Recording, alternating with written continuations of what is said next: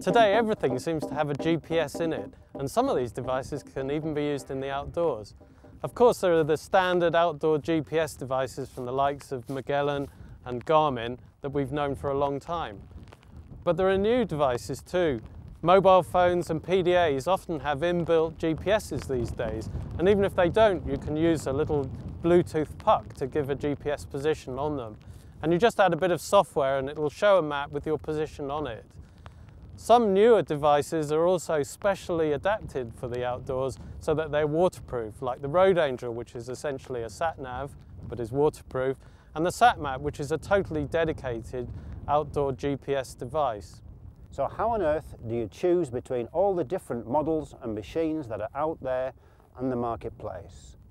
It's not easy, we know, and to help you to choose between all the different makes and models, we've put together 5 key factors to help you decide.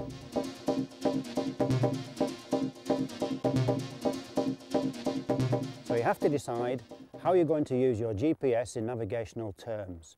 If you're only going to use your GPS occasionally as a backup to traditional map and compass work, or to use in emergency situations, then every single GPS on the market will give you a grid reference.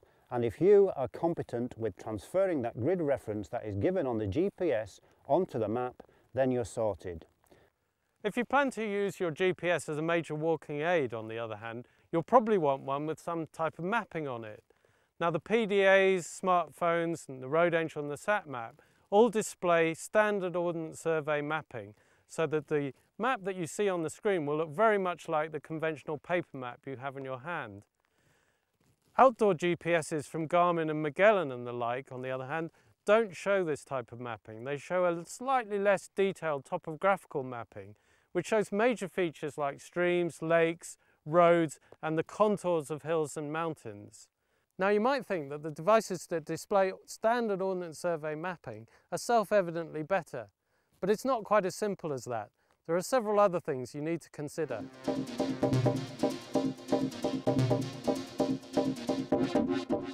Some GPS devices need charging up, and you'll need to do that before you go out on your walk.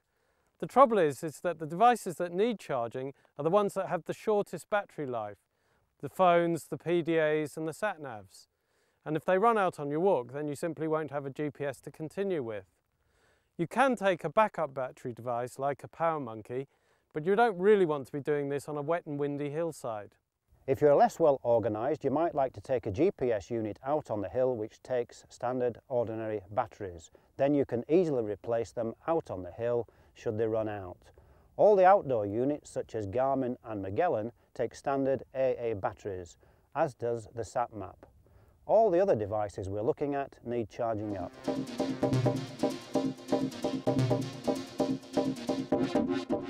Every GPS device will pick up your location wherever you are in the world, and as long as the GPS is set up correctly, most of the devices will convert that into the grid format for the local map and country that you happen to be in. However, if you've got one of the GPS devices that is capable of showing an electronic version of the paper map, but you haven't got the mapping for the country that you're in, then all you will get is your position on a blank screen. Now you may not be particularly bothered about this, because a position, after all, is a position. But it's worth remembering that your standard Garmin or Magellan GPS is designed to be used without mapping. So if you want to get to a particular position, you can do it on a nice big compass screen. And if you do want mapping, there's a lot more topographical mapping available for the Garmin, say, than for other devices. You can get topo mapping for all of Europe and for many other parts of the world.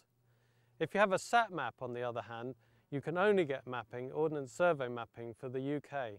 Something of a limitation if you're a traveller.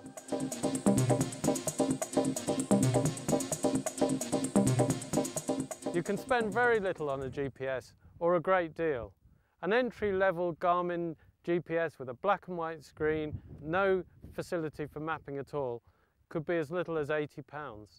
But if you buy a SatMap, say, with a full suite of Land Ranger mapping for the whole of the UK, it'll be the best part of £500. And you'll pay about the same as that for a top-of-the-range Garmin with all its mapping. Of course, what you consider worth spending is very much related to the use you're going to make of it. You might want to buy a hybrid device such as the Road Angel because you'll be able to use it in your car as well as on the hill or outdoors.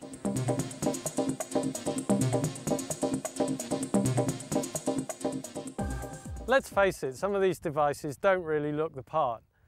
If you've got a mobile phone or a PDA, it's not really made for the wild British weather we often experience, and you'll probably end up having to put it in a waterproof cover like an aqua pack.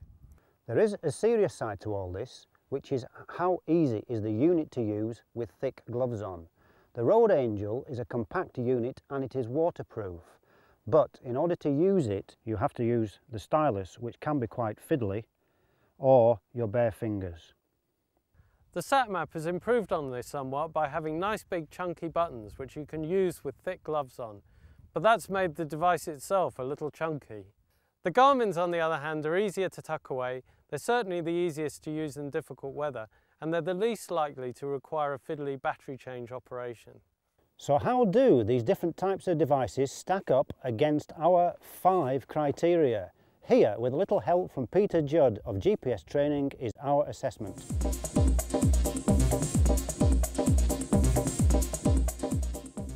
A mobile phone or a PDA can be converted into a GPS device using software the likes of View Ranger, Memory Map or Quo.